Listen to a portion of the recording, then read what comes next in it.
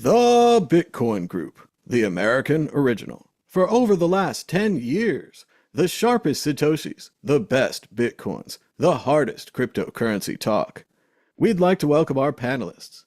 Dan Eve, the Crypto Raptor. Good evening. Good happy Friday, people. Victoria Jones from Satoshi's Page. Hey, hey, happy Friday, everyone. Josh Shigala from thestandard.io. Oh, why, hello there. I didn't see you come in. And I'm Thomas Hunt from the World Crypto Network. Moving on to Issue 1. Issue 1. Founders and CEO of cryptocurrency mixing service arrested and charged with money laundering and unlicensed money transmitting offenses. Samourai Wallet, Keon Rodriguez, and William Lonergan Hill have been charged with operating Samourai Wallet, which the U.S. government says is an unlicensed money transmitting business that has executed over $2 billion in unlawful transactions and laundered more than $100 million in criminal proceeds. Dan Eve, what do you think about the sudden indictment, extradition, and arrest of the Samourai Wallet founders? Well, I mean, to start with, it does seem like they were treading on thin ice by having material in marketing material to say, you know, how the benefits of using their system could be for illicit activities, for example. So I think that might have been, you know, the part of the reason why they were caught on compared to other mixing services.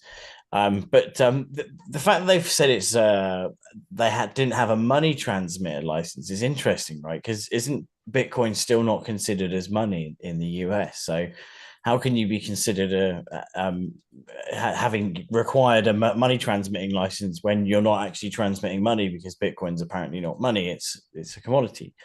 So that's an interesting one.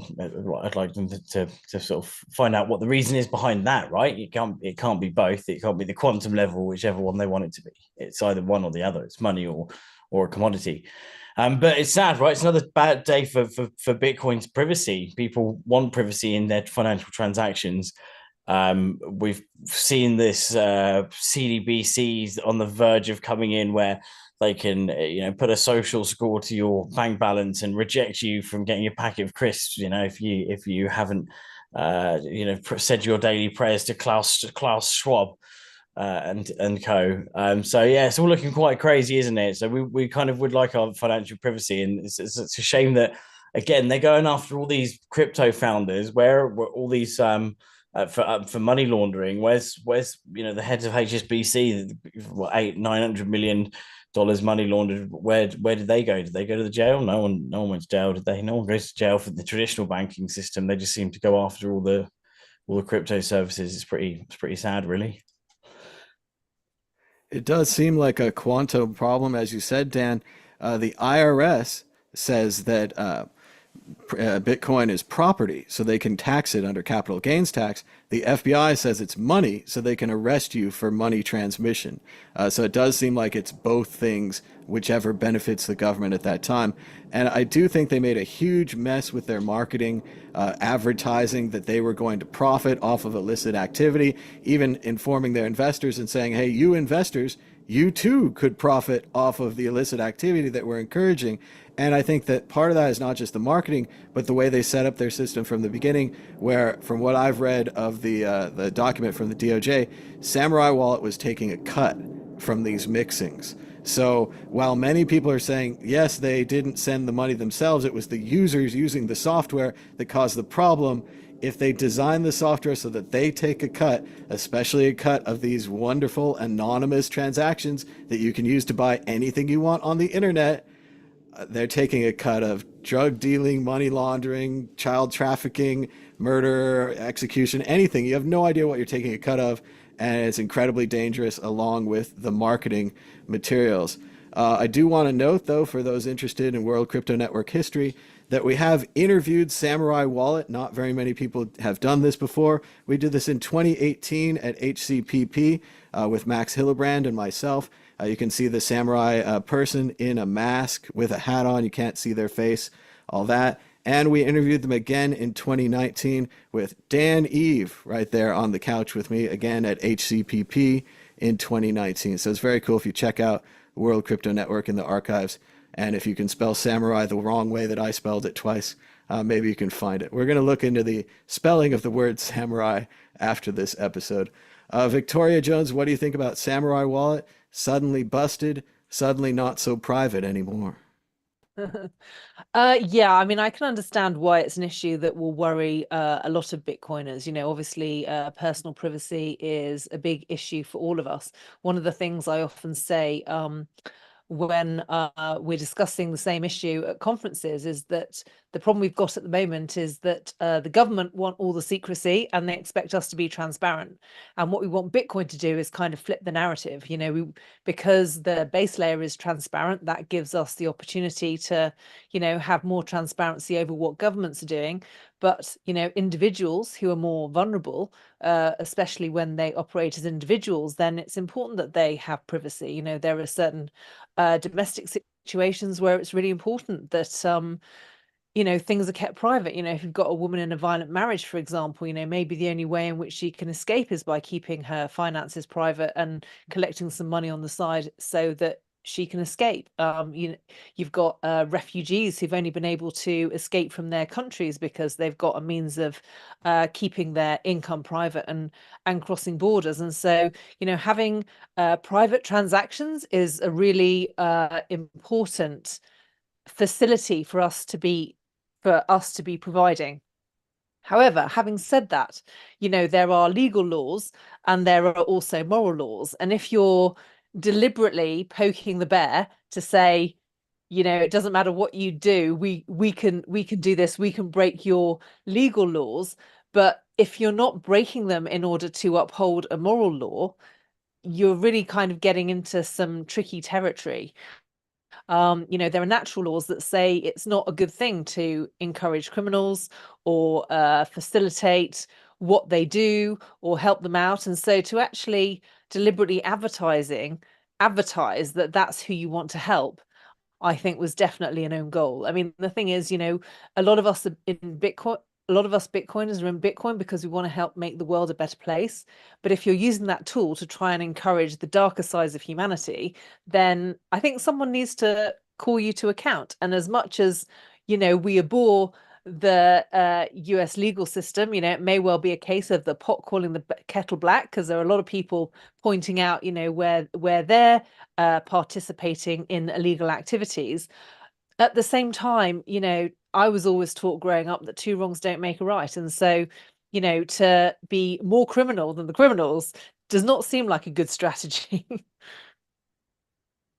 It is very much a moral issue, as you're saying, Victoria, where morally we want privacy, we want private transactions. But when you advertise or put in your pitch deck that if you want to profit with our company, we're going to use the gray market, we're going to use the illicit market, like you're saying, which could be something harmless like a marijuana sale, or it could be somebody kidnapping somebody, which is very harmful. It could be an assassination. We have no idea what this money is used for. So it's very hard for them to stand on the moral issues where we're all together on the moral issue. We want the privacy, but it's that profit that got in the way. It's that company thing. They kind of mixed the startup with the moral issues, and then they went out and raised money on these pitch decks. And like you're saying, Victoria, sometimes there is a need for a private transaction. We have this thing right now where all cars are kind of going digital, and they're going to have a choice soon where they can say, let's lock the speedometer. Let's say you can't go over 80 miles an hour, 100 kilometers an hour. And most of the time that's fine because people are speeding because they're lazy, they're in a hurry, they're late, they're bored, they don't care, they have a fast car, they like speeding, whatever it is. There's a lot of good, fun reasons for speeding, right? But like you're saying, when it comes down to an emergency, your wife's pregnant, you have to get to the hospital, your friend has been shot, somebody's bleeding to death, you have this reason to go faster. And like you're saying in the many examples, there's sometimes a reason for privacy. But what they did in the pitch deck and the advertising is really hard to defend. Josh Shigala, what are your thoughts on Samurai Wallet being taken in by the US government today? Yeah. Okay. So first of all, it's a weird charge because they haven't transmitted any money. The wallet is a coin join, which is protocol level. Like they haven't touched any funds.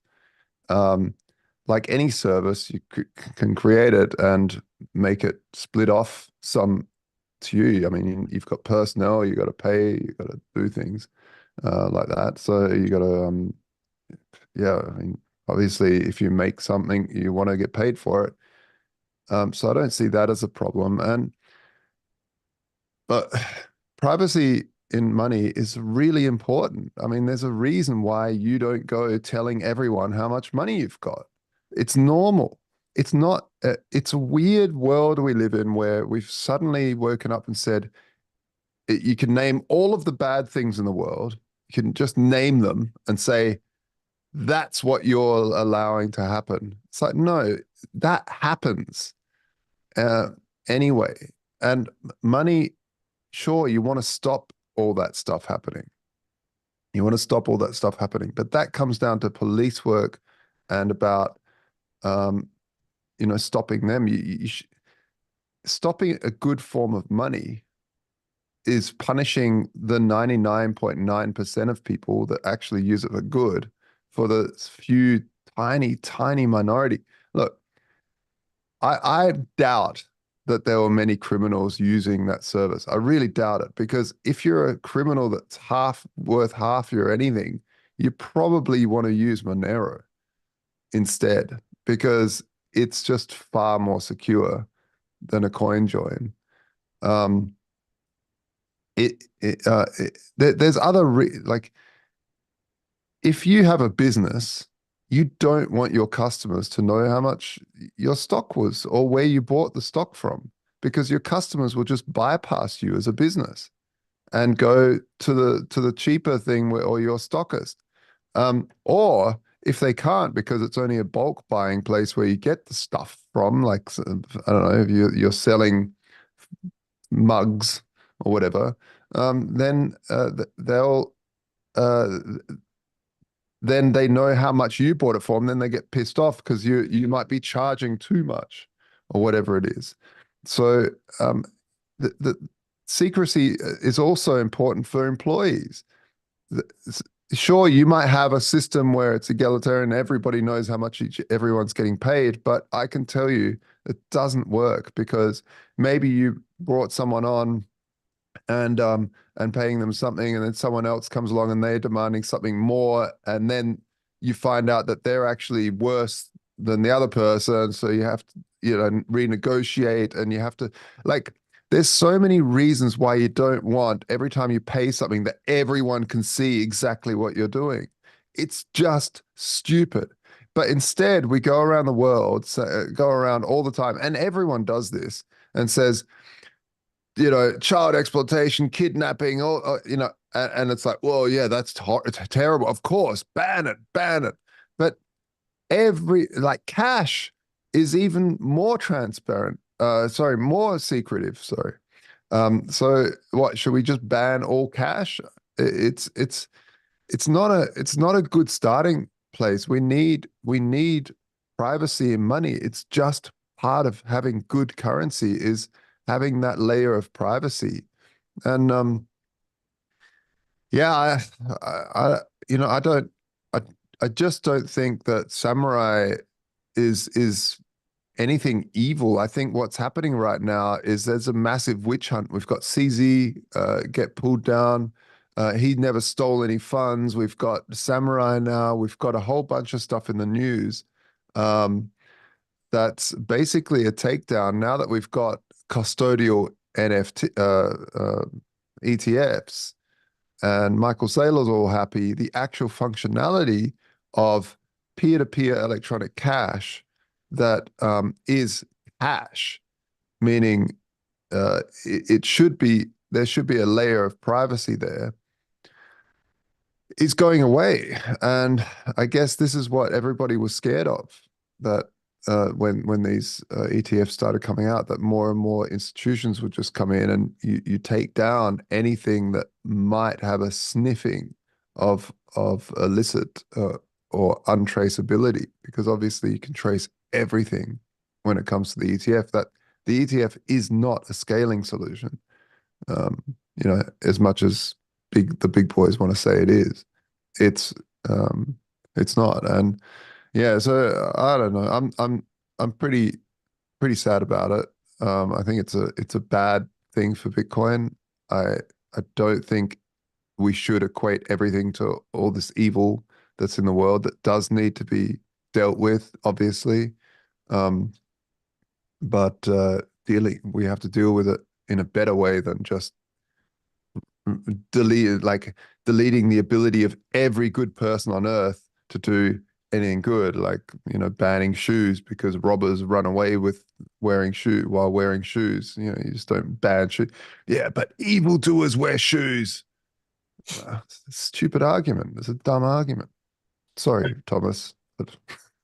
With that I- as well, that the ETFs are, you know, a kind of a scaling solution. I've seen that as well for Bitcoin. And surely then you could argue that like exchanges are scaling solutions for Bitcoin. And they argue that. Yep.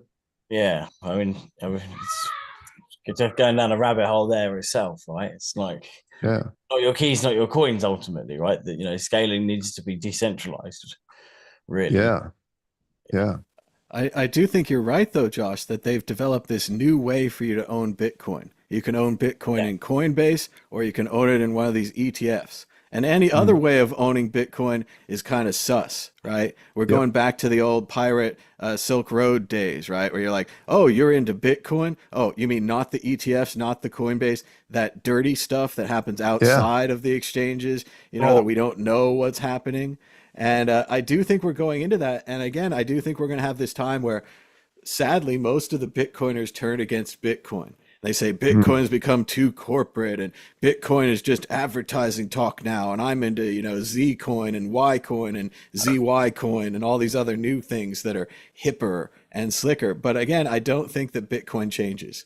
I think that all these people, you know, they take Bitcoin in, they say it's our CNBC Bitcoin now. It's our, you know, Sailor Bitcoin. It's our ETF Bitcoin. And all the while, Bitcoin just kind of stays the same and just keeps clicking along. And then eventually they realize that they can't control this and that they can't keep everyone in the ETFs and all this other stuff is happening. And then all the Bitcoin people come back and we're happy again. But Well, we I have don't to know. go Like through that, right? I don't know. I really see the alts as an actual decentralized scaling solution for the idea of money. Yeah, it might not scale Bitcoin itself, but you if Bitcoin becomes you know, $200, $300, $400 a transaction, you know, I mean, we used to laugh and make memes about Western Union costing $5 to send 50. So 10%, what? Bitcoin's 10 cents or 5 cents or 3 cents or less than a cent. Now, $50. Like, it's literally $50 a transaction. So it needs to scale. There needs to be a scale. Yeah, Lightning is an option. That's great. Layer 2s are an option in other ways, but they're also different chains. Like RSK is a different chain. These side chains are a different chain. So, and if we don't scale, then the exchanges do become the scaling solution. You know, so we will have a two-tiered Bitcoin because and I see the same thing with self-driving cars. What, you want to drive your own car? You a terrorist? Are you a terrorist? Because you could kill someone if you drive your own car. It's like, okay, but we all used to all drive our own cars. Yeah, what? Wow. Yeah, I can't believe it. You're going to drive into a Christmas market, you sicko. Like, you know, like this is the sort of thinking, and this is what will probably happen, is that anyone that wants to deal with normal Bitcoin is automatically labeled terriblest.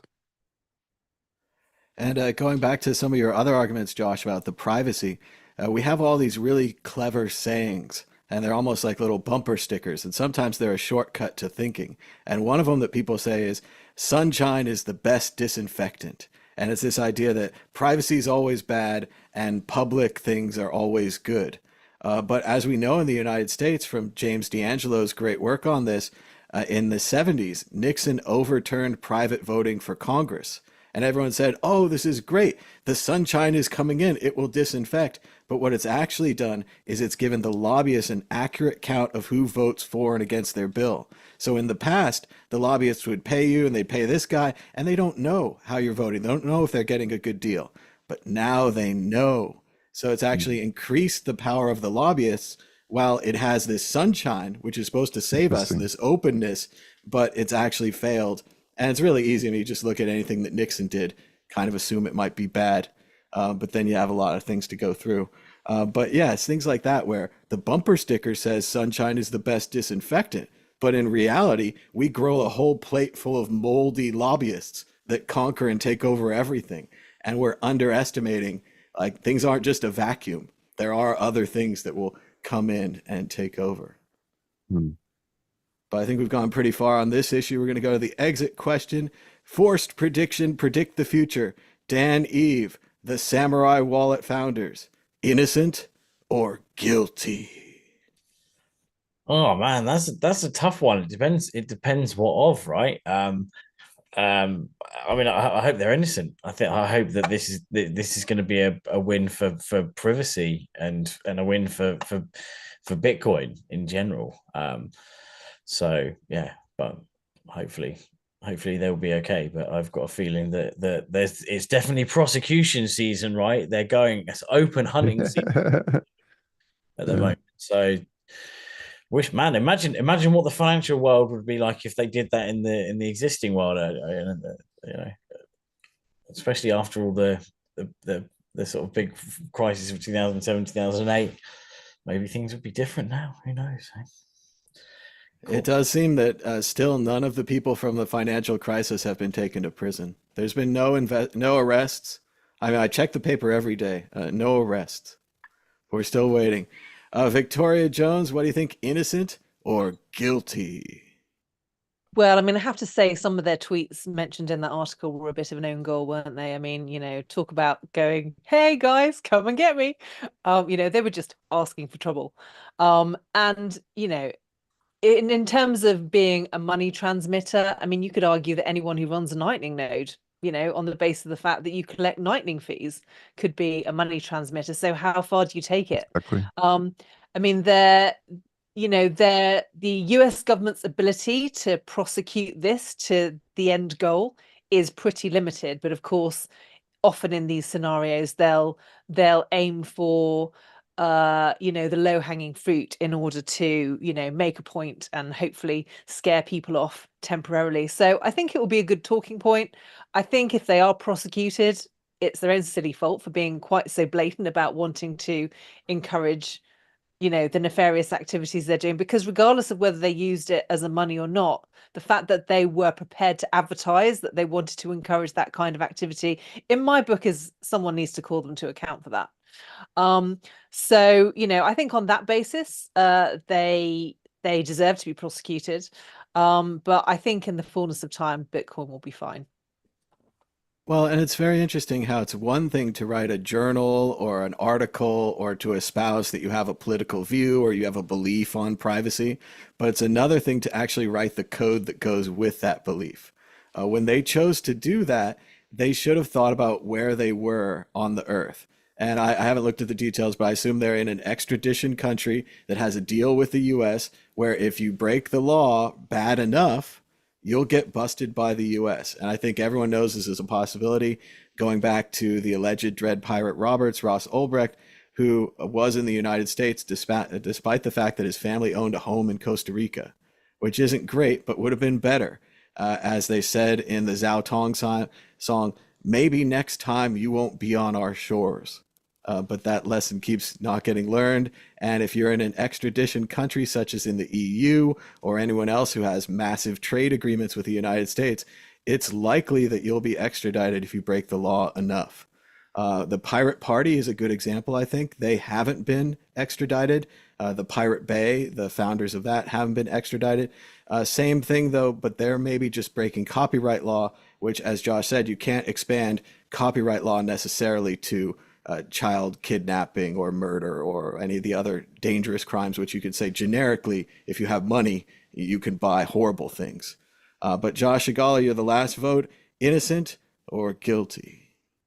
I think Starship Schrodinger's Destiny here in the chat makes a good point. Probably be a little bit of a settlement there or something. But yeah, I technically I don't think that they can win because they just were never transmitting any funds. They the protocol does it, and they just wrote the code that the protocol can use a coin join. I mean, it's not, there was not one single cent that went through their hands that laundered. So yeah, and yeah, Well, I just just to play technically I don't know. devil's advocate here, though, Josh, like if they took fees, I don't know how it's set up, but let's say you want to have a whirlpool or a coin join, and you have to pay $5, and you use your whirlpool to have financial privacy. Somebody else uses it for illicit means. We have no idea. We're just selling you whirlpools. I think it's the Now, fees. It's the fees that leads to a problem here. yeah, it could be. It could be. And I'm no lawyer, but I know that the Americans have fun digging around in the weeds, their technical weeds. So I think that's probably where they'll want to dig around in those technicalities. Isn't it Because kind of like So isn't it kind of like it, the equivalent of having a hotel room, like but not having privacy in the hotel room? It's like you can have a hotel room, but you can't have privacy yeah, just in case you're doing something illegal. So we need to make sure that you're not doing anything. It's like that, right? It's like them yeah, yeah, having yeah. well, Well, you can have a sadly, hotel room, but just a glass door and no curtains. yeah. exactly. Well, it's about the design of the hotel room, and I think with this, as with the Silk Road, it gets back to this crack house defense, where people were basically renting out their houses to bad people, and the houses were becoming crack houses. And they're like, we need a way to punish the person that's renting out the house. So what they said when they took down Ross Ulbricht, and again, agree or disagree with that, one of the things they said is that when he set up the Silk Road, he set it up as a crack house, right? It had all these secret compartments and all these like hidden things you'd use for smuggling and all these systems where it's set up like that. And sadly, I think Samourai Wallet's going to be painted in the same way. And mainly, I think that it's because what I'm saying with Josh here is that it's the fees. Because they made money on the illicit activity, they become guilty for part of the illicit activity. Maybe if they didn't have the fees, they could say, well, we didn't profit, but then it goes back to these marketing materials and the pitch deck and whatever else they have where they say, yeah, we plan to profit on illicit activity, which is just a horrible thing. You should never, if you're typing that in your pitch deck right now, erase that. Like, just write something else. Like, you can't provide It this kind of seems weird. saving, even if I you're in can't like, you're like imagine that they Russia or did that. somewhere. I mean, I, I feel that might be propaganda from the DOJ because um, there's I don't understand that someone would actually market, hey, do illegal do illegal things and send it through us. Uh, I'd have I to think see that to you're believe it. underestimating like their kind of idea of freedom or their like belief in libertarianism. And I imagine if you're in somewhere else in the world, you're not in the United States, and you're just kind of mouthing off, and you're just kind of, it's like almost a teenager, like a childlike belief in privacy, where you're like, privacy's so good, you could even use it for, money laundering, and we don't care. And they just went down a slippery slope that way. And I'm sure that the slides and everything else will come out in the trial if it is as they say, Josh. So we'll see. But yeah, it just seems like I think they're kind of young guys, and they had an idealistic belief in the freedom and stuff. And then they went on this way towards raising money and profiting, and it got all mixed up. And I mean, I can now they're understand in them big saying trouble. something that they believe in. Like if they believe that you should be able to buy and sell drugs, then they might say, you can do that. Um, and that's illegal. So then, yeah, I don't know. I'd have to see the marketing material. I just find it hard if they actually They have provided a hard to few believe. tweets so far, and the tweets are, it's kind of ironic, like hipster marketing. It's like kind of in your face. Um, I forget the details, but somebody was busted for doing something illegal, and they were like, "We welcome all these new people as Samurai Wallet customers." And so it's kind of a joke, but a dozen of these jokes, and they The stack Russian them on you in oligarchs. trial. Yeah, the Russian oligarchs, that was They, it. And they they're were like, they were suggesting that the Russian oligarchs could use their services to circumvent US sanctions. and that's something that seems like a fun tweet at the time, and you're like, this will be funny, and my buddies will like it.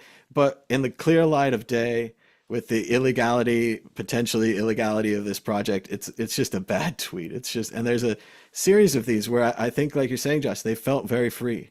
These guys had true Yeah. freedom in their head, but it was a very small zone. It wasn't the whole world that was free. It was just But I kind of don't their think it's an minds. illegality of their product. It was that other people could do illegal things. Like it's not illegal for us to put a whole bunch of Bitcoin into one pot, mix it up, and then take Bitcoin out again. That's just not illegal. It's not. There's nothing anywhere that says that that's not allowed. It's strange, but I think it comes down to things beforehand with that coin and then adding those coins in.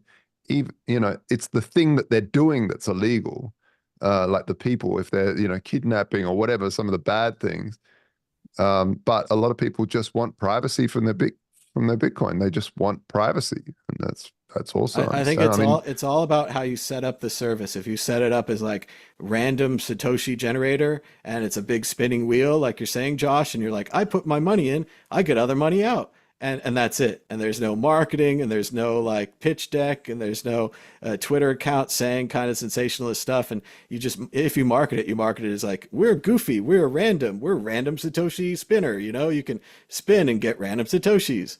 I think you might be okay, but you have to think ahead with these kind of things. If you're going to like start a company like allegedly the Dread Pirate Roberts did to break the law and allow people to trade, drugs for cash in large amounts, you have to think about it a lot more than if you're just going to start a public facing company or just some other company. And I worry that these guys didn't think it out enough. And that if they thought it out more, they could have said, maybe we should be more generic in our marketing. Maybe we shouldn't have crazy tweets. And we definitely shouldn't have this pitch deck that says like, we raise money on illegal transactions. Like even if it's true, you can't put that in the pitch deck. Yeah, I mean, I personally, I'm not a big fan of them because the actual people, because they used to really troll the other group, what is it, Wasabi Wallet, and really like say nasty things about friends of mine like Vlad and stuff.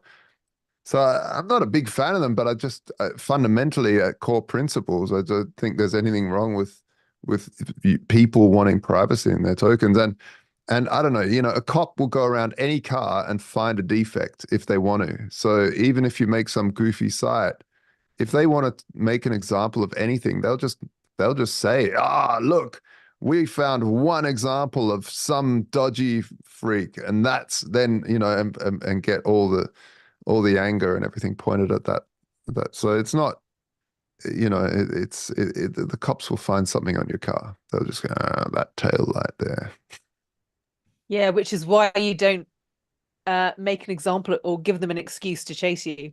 Because the thing is, until Bitcoin takes over the world and we genuinely have that freedom, you just have to be aware of the situation that you're in. You're in a vulnerable situation. The US government, while it still runs the US dollar, still has that power. When that's all over, fair enough. But until that point, use some common sense. Yeah, I think they were living in a future that we haven't reached yet. So it was rough on them. But yeah, I hope for the best, like you said, Josh, for Wasabi Wallet and our good friend Max Hillebrand, who's over there. I know nothing about the company, but I hope for the best for them. I have no idea if they've done something different than Samourai Wallet and they won't be charged, or if we're just talking now in a pre-Wasabi charging phase and they're going to charge all these different things, maybe even going after Monero, like you said, Josh. So. But this will be very exciting, and we're going to keep covering it right here. So stay tuned. Moving on to issue 2, and this is a fun one too. El Salvador hackers leak the code of the state Bitcoin wallet Chivo. It started in April when the hackers leaked the entire database, which I'm told contained 5.1 million people, most of the adult population of El Salvador, as they all had to sign up for this wallet to get some free money in the government. And now the hacker group has released the actual code to the wallet. So you could make your own version, or you could find a vulnerability, or you could make a wallet that looked like the Chivo wallet. All kinds of problems here, and most of them stem from the government trying to run a software company, which we know is a bad idea. Even if you have a dictator at the top, still a bad idea. Everyone loves El Salvador, but we're critical of them. Victoria Jones, what do you think about the El Chivo wallet being leaked by hackers? First the database, and then the actual source code of the product. Yeah, it's a bit embarrassing, isn't it, for the government of El Salvador? There are many of us in the crypto industry who've experienced the negative effects of having your data leaked. Going back to the conversation we've just been having about privacy, once people have access to that information, you get people, if they get access to your email address, the scammy emails they can send you, some of which people fall for and then end up downloading computer viruses. So it has a real negative effect when these sorts of things are leaked. And of course, it's one of the dangers of centralized organizations trying to manage a decentralized currency. Really what they should have been focusing on was getting everyone using the Lightning Network and self-custody, and maybe using some of the already established tools. And also, if it's a centralized wallet designed by the government, who's to say that there isn't a backdoor in the code? So actually, maybe the hackers are doing everyone a favor by giving them access to the sort code, because then they've got a chance to actually go in and investigate whether or not it's doing what it says it does. I mean, I know certainly when they first launched the Chivo wallet, they had lots of issues with the users actually using it, and there were already lots of tools available. So it makes you wonder why the El Salvadorian government had to have their own wallet in the first place. I think maybe it was just designed to help ease the transition and get people used to the technology. But either way, it brings up lots of issues. I mean, I praise the president for his motivation in trying to introduce his population to this new freedom technology. And of course, as I said the last time I was on, he's kind of in a bit of a difficult, well, no, it wasn't on here, it was somewhere else. He's in a bit of a difficult situation at the moment because he's trying to manage the world as it exists at the moment to move it into a completely new paradigm. And so that's ultimately going to have some compromises. I mean, ultimately, using Bitcoin and Bitcoin being established as a decentralized form of money, will not be able to support governments as they've existed up until now. And so, many of the laws and the tools that they're able to fund at the moment may not be possible in the future. So all of the things that are happening at the moment are effectively transition. And things like this just are a new lesson for people to learn things from. But yeah, certainly in the short term, I think it's a bit of an own goal, really. But I personally think it's a good thing that the hackers got access to the source code. The biggest danger is backdoors in these things from the government. So if they're exposing that, good for them. It will be interesting to see if they find a backdoor. That does seem like a very real possibility. I think the government of El Salvador should have just released a language pack. Like Victoria's saying, they should have taken existing software, made sure it had the right language, make sure their people could understand it, and not tried to mess with the advanced code of a Bitcoin wallet, which is basically what we said at the beginning. If you rewind and watch some of the old episodes, they took on too much too fast. But as Victoria said, you wonder if they had a reason. I think when they did their rewards, when they gave everybody in the country $20 or $100 or whatever it was, I think they did it through the Chivo wallet, and they might have done it in a conservative way where, let's say you give the rewards to 100 people, but only 80 of them claim it. Well, you could just keep that other 20%. As well, for the 80 who claim it, maybe they don't take it off your platform, so you don't really have to give it to them. There's a lot of interesting accounting that they could start doing if they control the only way that people use Bitcoin in their country, and they could have given out less of these rewards. And then, of course, there's, like you said, the possibility of the back door and the surprise El Salvador ending that no one believes is coming, but we all know is how many Bitcoin fit in a briefcase? And the answer is all of them. All of them. Josh Shigala, what do you think about trouble with the Chivo wallet? First the database, now the actual source code. Who would have thought? Who would have thought a centralized thing being, attacked and hacked? It was coming. I've said it multiple times on the show. We've said it multiple times on the show. That it's actually only a matter of time until someone also steals all of their Bitcoin, the whole country's Bitcoin, because it's it's a honeypot. Like it's like an exchange. So you might be holding, and this is again one of the problems of, unfortunately, of the Lightning Network. You could host your own node, obviously, but most people don't. and specifically these sorts of wallets, they tap into like a light wallet. They're not tapping into a home node where you're running your own channel. And this is unfortunate. And I've actually lost like $1,000 worth of Bitcoin through the Lightning Network because the wallet just stopped working and went away. I was like, what? Huh? And I'm not used to it in Bitcoin. I'm like, I'm used to having my own Bitcoin, you know. So it's only a matter of time, and that's really unfortunate. And this is why I don't like Bitcoin as government money. Yeah, the number will it'll make the number go up. So I like it in that sense. Obviously, we all do. It's like ETFs. Wow, great. Make the number go up higher, faster. But foundationally and fundamentally, I wouldn't want to be in a country where the government has all this Bitcoin, or my Bitcoin, you know, because that's just not the way it's meant to be. Yeah, so this is not a surprise. It does seem funny, Josh, if a government were to offer you some kind of solution where you'd have Bitcoin, but it would all be held in Coinbase and you could never extract it, but you could send it around. It wouldn't be Yeah. the same, right? It's not the same as Bitcoin. It wasn't, even though everyone likes the number going up and they're all trading it like it's a stock, it's not why they made Bitcoin, right? No, exactly. And, you know, some will say, well, that's a great scaling solution because then, you know, you can send it instantly and it's already pre-confirmed.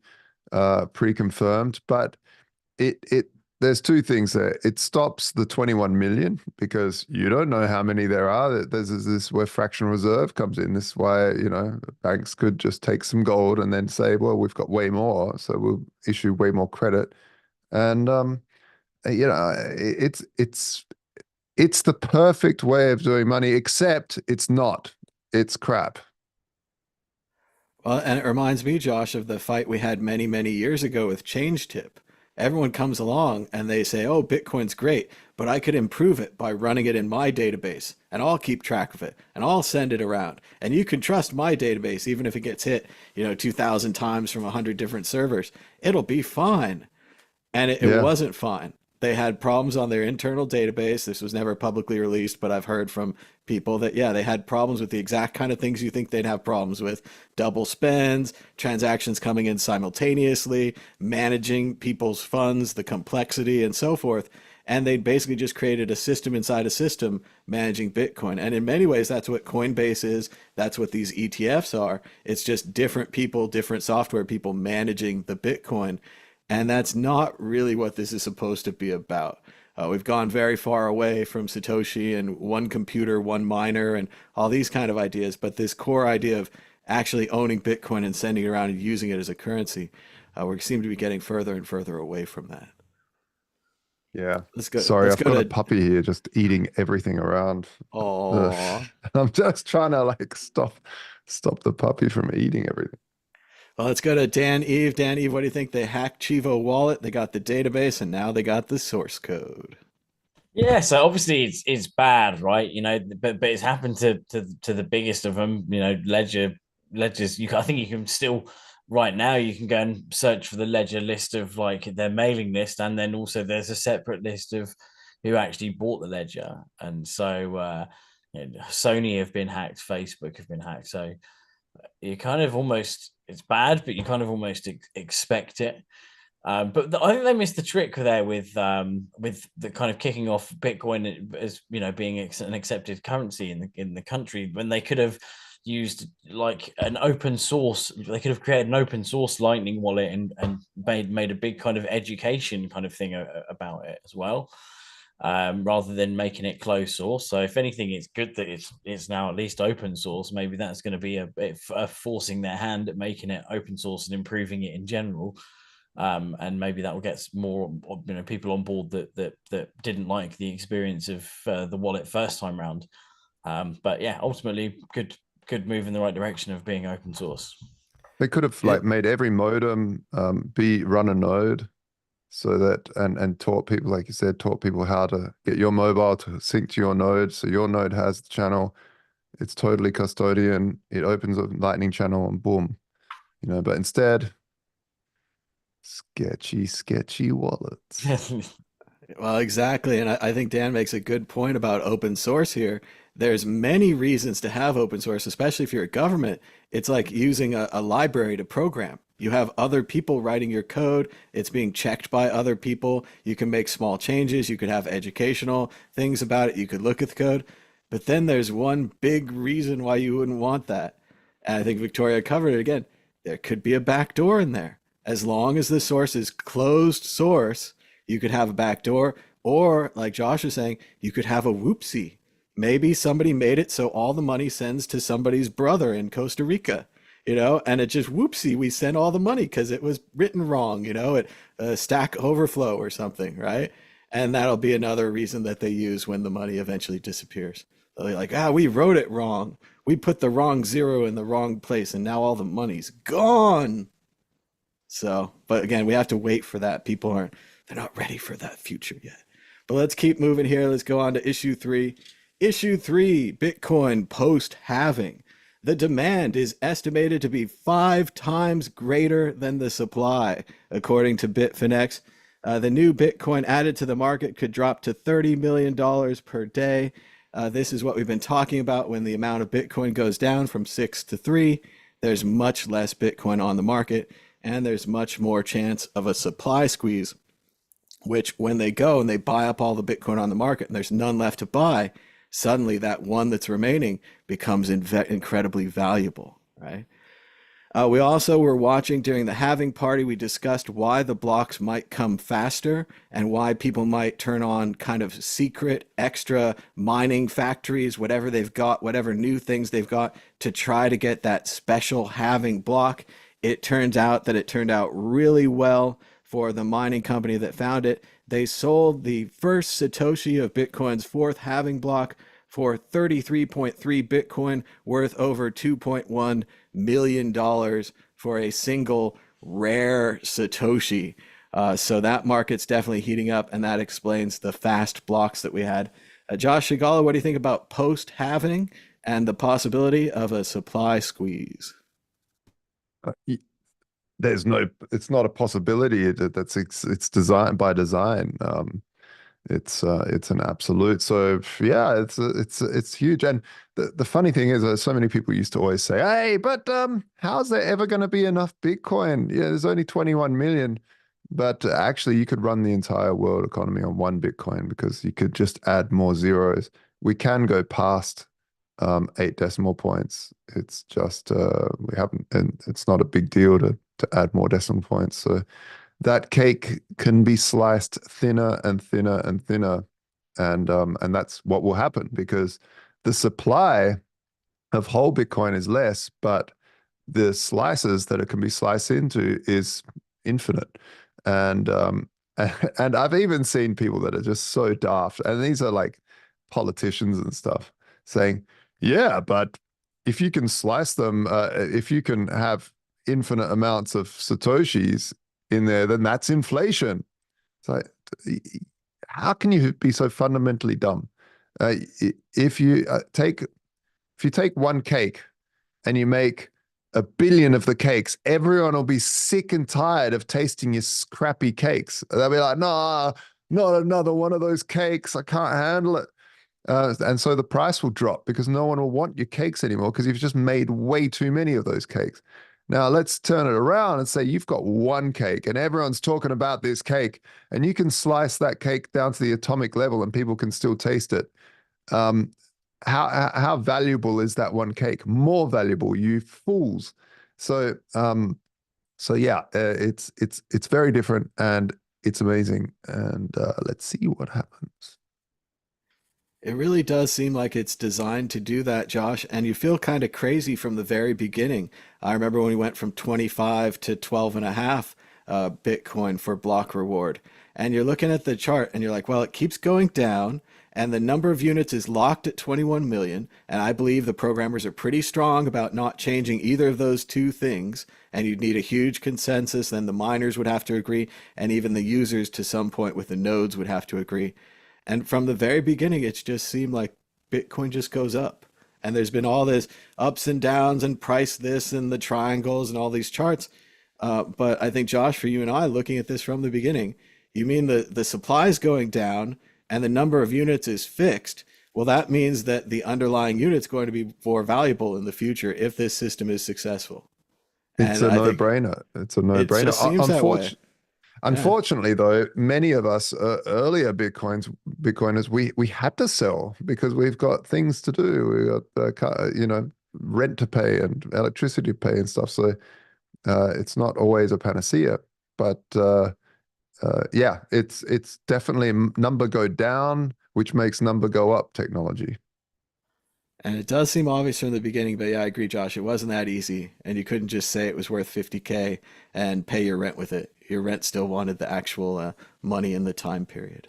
Yeah, But but I let's love go. the fact that was that an ordinal, that Satoshi then? Is that That's a whole nother question there, Josh. I think ordinals are actually printed on there like the inscriptions, like the runes, I guess. But this is actually they're collecting the rare Satoshi. So there's a guy yeah, who's going to an exchange and he withdraws a Bitcoin, runs it through his program, and he sees if there's any like old Satoshis. And I think that right. this is more of that. Okay, wacky. So, and it's That's hard to amazing. Some take because yeah, Bitcoiners like just have too much money. there's Yeah, this belief now like they'll go back and collect other sats from like other historic blocks and they'll say that they're more valuable than other sats because collector's mania, the same old thing. Yeah. yeah, yeah. But so does that mean Sats are non-fungible? Yes. Yeah, well, because they have a number on them. So part Uh-huh. of the what's interesting about, and I think you've seen this, Josh, with curio cards, where for whatever reason, Rhett didn't put issue number on the curio cards. So Yeah, every curio card number one looks the same as every other number one. You could trade yeah. them. But if we'd done like a lot of the more modern projects or some of the other ones and printed them so that Apple number one, number two, number three, I could say Apple number one is more valuable than Apple number three. And that's Yeah. what's happening with these Satoshis. Because the Satoshis, just as a computer science thing, were numbered, now these collector people are saying this numbered one is more valuable than this other numbered one, despite the Mm, fact that atomically they're both Satoshis, right? They're electrons, like they have no mm, difference. yeah. But this electron has a lower number, so it's more valuable. But yeah, this is the kind of mania that comes after a while to Bitcoin. And there's only a matter of time before they reevaluate what makes a valuable Satoshi. I know already I had people who had, had transactions with Peter Todd or Adam Back, and they were like saving those sats. They were like special sats. Yeah. And who knows, maybe that's a thing for the future. They'll be collecting mad Bitcoin Satoshis or something else. I don't know. Let's go Yeah. to Dan. Eve, what do you think, Dan? Have you got a collectible Satoshi? And what do you think about the Bitcoin post-halving situation? I was saying to Josh, I say, oh, it's going to double and triple. And I tell my friends I feel insane, not financial advice, of course, but it really does seem structurally, if the supply keeps going down and the amount stays fixed, the price must go up. Yeah, yeah. The only thing is that is with each kind of Bitcoin halvening epoch, though, the amount of Bitcoin that's being reduced is less significant based on the supply that's already out there, right? So, if for example, in the first epoch where it's 50 per block, there was 7,200 Bitcoin per day. And now we're going down to 450 per day. So the impact of that the halvening, I think, is less as time goes on. But we're seeing more and more of these crazy use cases, which are irrelevant of the actual block reward. The actual subsidies for mining fees are going through the roof because of ordinals and inscriptions and all these other use cases that people are seeing. So we're probably going to see the what I don't know what would be called, but almost like the flippening of what quite soon really of where the actual fees for inscriptions and all these other side events, sideshows are going to be way more than the block reward continuously. But by a country mile. So that's probably not going to be too far away, surely, the way things are going. But yeah, I think it's it's good to see that Bitcoin isn't just hard money. There's other use cases for it as well. And people have been saying for a while that it's great to see Bitcoin used as like a time stamping machine. It immortalizes an event by hashing it into the Bitcoin blockchain. And so that's just one other crazy use case, and obviously ordinals, inscriptions are other ones that we're seeing as well. And the block space is sacred in Bitcoin, and it's only going to pump the fees, pump the price of Bitcoin up even more as people are fighting for that block space, as they do on these other chains with their crazy cat NFTs and shit. It is interesting, Dan, that NFTs, something that no one liked when they came out, and ordinals and inscriptions and all these things, could be the thing that saves the Bitcoin fee market. We always talked about what people are going to do when the block reward goes down to less than a Bitcoin or less than half a Bitcoin. And it turns out, at least from the current information we have, they're going to collect inscriptions and runes and ordinals, and they're going to keep the network running because it's in the best interest of their collections. Victoria Jones, what do you think about the Bitcoin post-halving situation, and of course, rare and valuable Satoshis? Yes, I mean, when I wrote my book in 2019, one of the things I commented on, well, I've got a whole chapter talking about how businesses can handle the change in the value of Bitcoin over time, because it does seem to have this predictable price cycle based on the halvening and the fact that as the supply goes down, the demand goes up, especially as the pie gets bigger. It's certainly a logical conclusion. But a lot of that is based on what Bitcoin is valued compared to the US dollar. And of course, one of the things most Bitcoiners are familiar with is the fact that, we seem to be heading for hyperinflation with the dollar because of all of the debt that's being printed behind the scenes. And so, we're in an environment of inflation. That's absolutely it is a logical conclusion. And I think that's one of the things that feeds the hype of the price. I think one of the things that people are possibly not considering, though, and my next newsletter is going to be about this. I'm writing it on Bitcoin and inflation. And in it, I talk about the history of inflation. And although many of us are familiar with the fact that Nixon took the US off the gold standard in 1971 by temporarily suspending the convertibility of the dollar. That's not the first time in history that happened. It actually also happened in 1797 when Britain was fighting the Napoleonic Wars. And in fact, that's actually what gave Britain an advantage when it was fighting with Napoleon.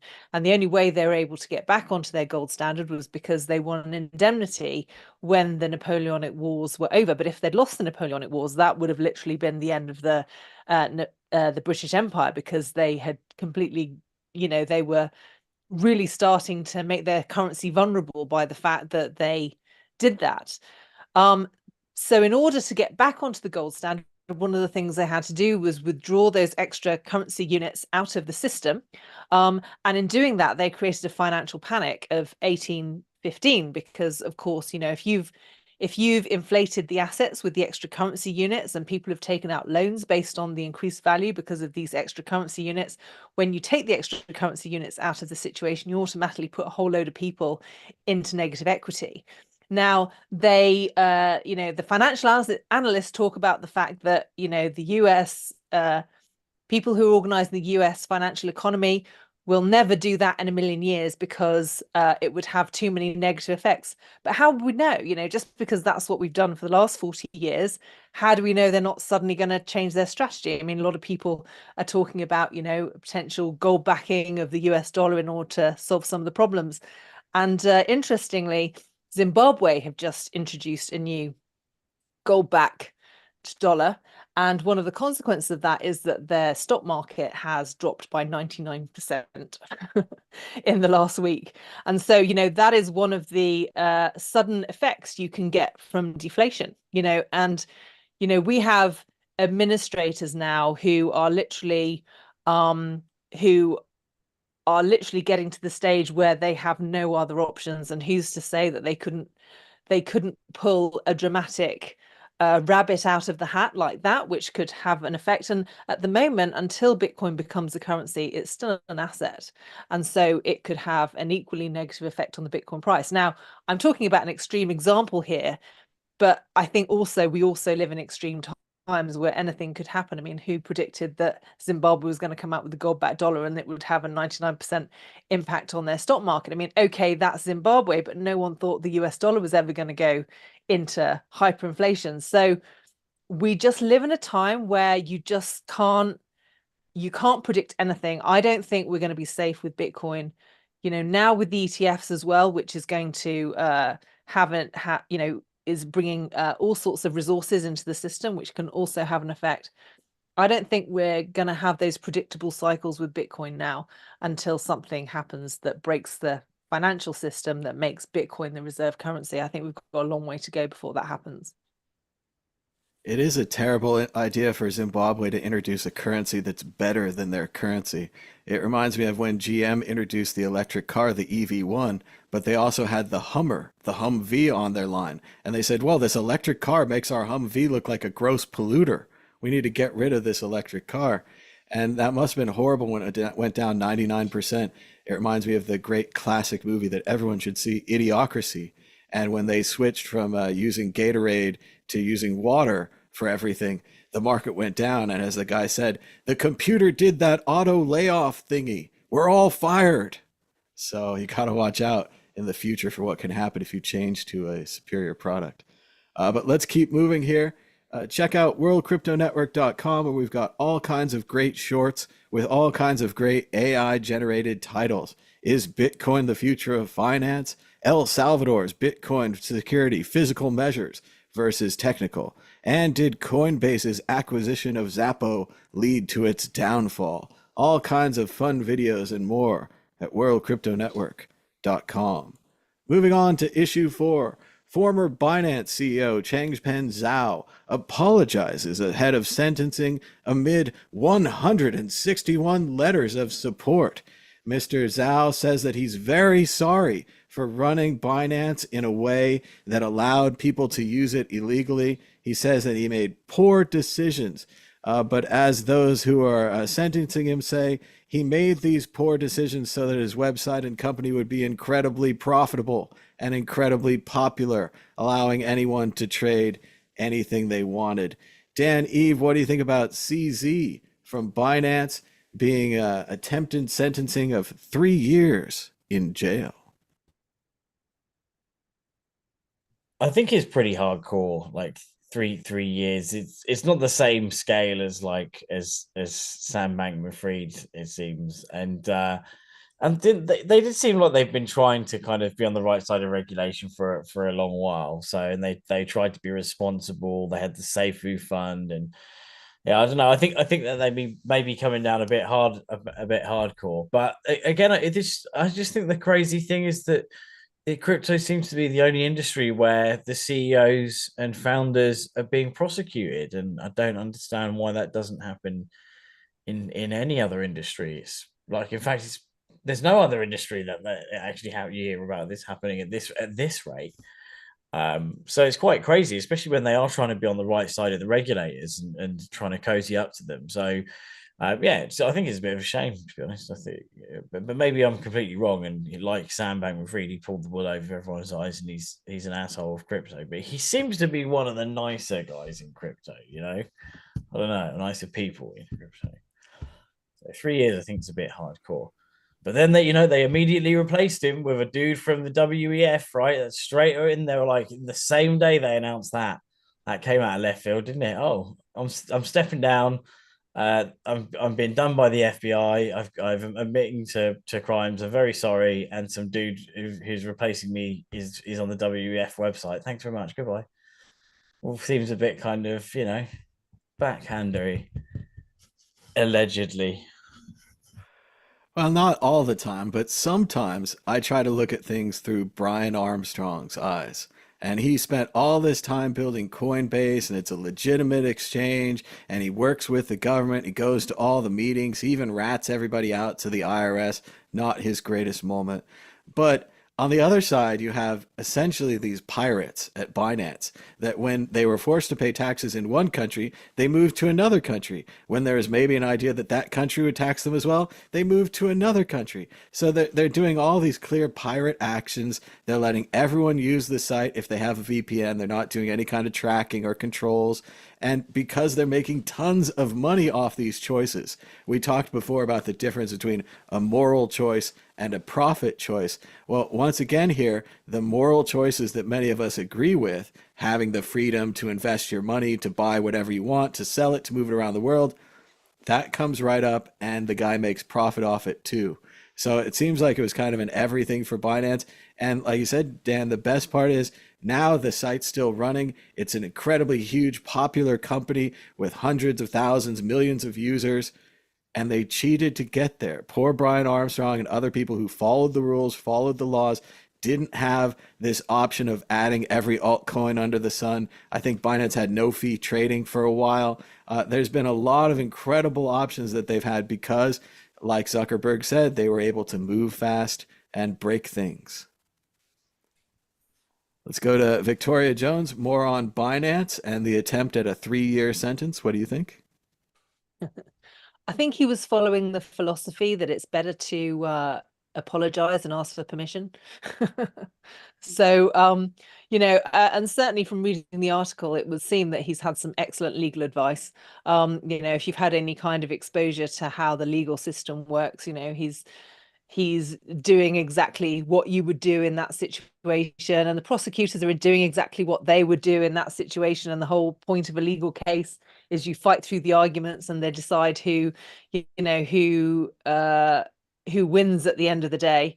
I think sometimes in those sorts of situations, the more belligerent you are and the more in denial that you are, the more likely they're likely to come down on you hard. But because he seems to be kind of going, look, I was in a difficult situation and I did the best I could. It's all depends on the degree to which the judge believes that, or whether or not they believe the prosecutors that he was doing it deliberately. And tax avoidance isn't necessarily a crime. If you can, there are plenty of Bitcoiners who do that. If you can move to a country where you can pay less tax, why wouldn't you do that? It's just a good business decision. So yeah, it's a tricky one. I think the prosecutors, fair enough, they probably want to go for a 3-year sentence. I suspect, given his conciliatory reply, it's unlikely that he will get the full aspect of that. And to be quite honest, when it comes to financial crime, the standard operating procedure is that people are fined, and he's already paid a whopping fine. Oh my God, it's massive. 4 point something billion exactly. dollars. And also, if you're also gonna imprison people for something like that, it's like we were saying earlier. Well, what happened to all the bankers in 2008? So clear double standards. So people will certainly be asking questions if he does go to prison. It'll be interesting to see how it plays out. Well, it's definitely a good thing they didn't let him go back to UAE or Dubai or wherever he wanted to go before, because he would have been in a non-extradition country. And while he did pay a large fee, a large fine, he still made tons of money and made this into a giant global, worldwide business. Josh Segal, your company Voltoro, as far as we know, never broke the rules, never violated everything, moved fast, jumped from country to country, and exactly, you're kind of the victim here. You, Coinbase, other people, Kraken should have had more volume if Binance wasn't allowed to break all the rules, go around the world, and then pay a small fine. What do you think about the possibility of CZ going to jail? No, I think it's terrible. I just don't. I just can't. I just can't believe it. Like CZ never stole a penny. Like literally, is being as much as we don't like Binance, people Bitcoin is it's shitcoin casino, yada yada yada.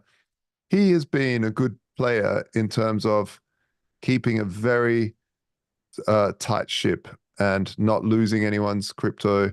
Had a fund, a Seifu fund, so that when there was a vulnerability exploit, they, out of their own profits, covered all that, which is in their good business interest as well.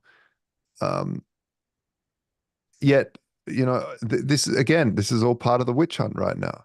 This is all part of the witch hunt, and I see it as very, very. It's a sign of things to come. Like, where do you draw the line? Just like that cop walks around the car trying to find some sort of defect, they will find something. And yeah, whereas Sam Bankman-Fried, and it's funny seeing those two equated, actually was doing, was actually running a massively fractional reserve nonsense Ponzi there. So I think the reason why this is happening is that there was a lot of big money behind Sam, and they don't like that CZ took Sam down, because CZ is arguably the reason why that first domino fell. And Sam's dominoes could have stood a little bit longer, ready for the big money to maybe pull out. That lobby money didn't go unheard. And I think there is some political pressure, I feel, to throw basically some weight around, so that next time it doesn't happen. I don't know, but that's the feeling I get. It seems odd. Exit question, predict the future. Will CZ go to jail? Yes or no? Dan Eve. Yeah, I reckon he will. Maybe under a year or something, or maybe a suspended sentence, something like that. Something ground release, house release. Victoria Jones, will he go to jail? I think if he does, there will be people who are up in arms about it, because, well, people who know, because quite frankly, if he goes to jail, especially after paying that massive fine, what the hell were they doing in 2008? So I think it will set a very unusual precedent, and there will be case to answer if they do. You could just say it's crypto. He was a crypto guy. That means he's bad. Josh Shigala, does CZ go to jail? I hope not. I guess it could. Anything's possible with these psychopaths. The answer is yes, but I think Dan's right. It'll be probably less than a year, maybe 6 months, maybe 3 months after, good behavior and all that kind of thing. But it would be shocking, like Victoria say, to see someone actually punished for a financial crime in the United States. That's so rare. That hardly ever happens. Let's move on to issue 5, a nice fun issue to close with. Bitcoin Halving Party unites art and tech at Warsaw Bitcoin Film Fest. And I just thought this was a nice, great, positive story. They had a film festival in Warsaw, Poland. They played a variety of brand new Bitcoin films that I can't wait to see. They say the highlight was a movie called Dirty Coin that talked about how Bitcoin mining is using stranded and wasted energy to build renewable infrastructure. So it's probably, an ironic title. It's not such a dirty coin. And they talked about another film called Searching for Satoshi, an art collective helping educate people about Bitcoin. And they even had a new film about Bitcoin Pay Server, BTC Pay Server, that I hear we at the World Crypto Network have been included in. So I just want to say, Victoria, what do you think about the film festival? Any of the films sound interesting to you? And they also had what I've told was a great halving party out there in Warsaw. So shout out to the Bitcoiners of Poland. Sounds like a great time. Yeah, it looks really fun, and some of the films look really fascinating. I'm sure I'll enjoy, watching some of those if we get an opportunity. Roger 9000, I've actually seen in person at the Bitcoin Adventure. I thought he was great. I'd never seen him before since I went there, and he did the chocolate thing. Yeah, sounds great. First I'd heard of it, but yeah, I wish I could have been there. It looks like a lot of fun. I've been following them on Twitter for quite a while. They've got a great Twitter account, the Warsaw Bitcoin Crew, and it's good stuff. Josh Shigala, what do you think about the films, the film festival? Any of them sound interesting to you? Yeah, absolutely. And I love the fact that there's a film festival for Bitcoin. It just goes to show how many films that there can be a festival. How many films there actually are about this. It's phenomenal. I love it. So yeah, next year I'll try to make it. Yeah, it sounded like it had a good turnout too. Yeah. It is exciting to hear and see about these films using Bitcoin, especially when they can use Bitcoin for fundraising. They could make their own coin. They could have an NFT sale. There's a lot of ways where Bitcoin can not only be what the film's about, but it could also fundraise and help the people make the film. Dan, Eve, what do you think about the film festival? Any of them sound interesting to you? Yeah, it seemed pretty cool. Like I wish I actually went, but sadly couldn't this year because other travels. But would have been nice to see. Yeah, and Roger I think was there as well. I read separately that he was at the event doing one of his music sets. He's amazing to watch because he's just like absolutely brimming with energy. He gets the room absolutely bouncing. So he's really cool to watch. But yeah, definitely would like to go and see it next year. That's for sure. Sounds great. And a shout out to the Bitcoin Festival in Warsaw. Sounds like a good one. We're running out of time though, so we're going to go to predictions or story of the week. Dan, Eve, are you ready with a prediction or a story of the week? Nah, just chilling, just taking it easy. That's it. That's it. Taking it easy. No animals visiting your house this week. Everything is good. Yeah. All right. Victoria Jones, do you have a prediction or a story of the week? Go ahead. Yes, I'm currently working on my next newsletter. It's been a while because for the last few weeks I was focused on the Bitcoin Fest, and as I mentioned earlier, the next one's going to be on Bitcoin and inflation. So that's quite an interesting one worth looking at, and that can be found on my website, satoshispage.com, and I'll also pin it to my Twitter profile when it's finished as well. Well, that sounds great. We're looking forward to that. Josh Shigala, prediction or story of the week? Go ahead. My story of the week, I think, is when I put anything in the chat here, in next to the chat, it doesn't show up. So I just sit here for months, just basically shouting into a thunderstorm and no one hearing me. Yeah, I thought it's been strange. It's been so long since you posted anything in there. Yeah, because I'm sitting there, I talk, I comment to people, and then the other day, Because you the other moved to week, Australia. yeah, maybe. It's It was when Thomas, when you brought up the screen share of the chat, I was like, hang on a minute, I can't see my comments anyway. That's when I realized. Anyway, so sorry about that, folks in the chat. I love the conversations there. Shout out to BTC Moon Guy and Dusty Gray, Starship Schrodinger's Destiny, uh, and Michael. We read all your comments. Please hit that subscribe and that like, because we get up every week to do this. I get up at 5:30 in the morning over here. We love what we're doing, and it'll really help us out to spread the channel. And it motivates us. The more subscribers we get motivated to do more content and get better guests on as well. So yeah, please give us a thumbs up or a subscribe. That'd be great. Well, we'll have to check the chat thing and make sure you're not shadow banned or something, Josh. I'd hate it for that to happen by mistake. But it could have also been something that YouTube did to you. There's always a possibility they put you on a list for some reason. But Well, it's yeah, it's a company. It's one of those Google accounts where you pump Gmail through it and everything like that. So I'm not sure if you have to set settings for YouTube. I don't know. We'll see. I'll look into it. That's strange. That's strange, yeah. Das ist strange. I don't remember what my story of the week was going to be. I'm sure it was going to be great. I don't know. I watched Full All Mankind. I think that's great.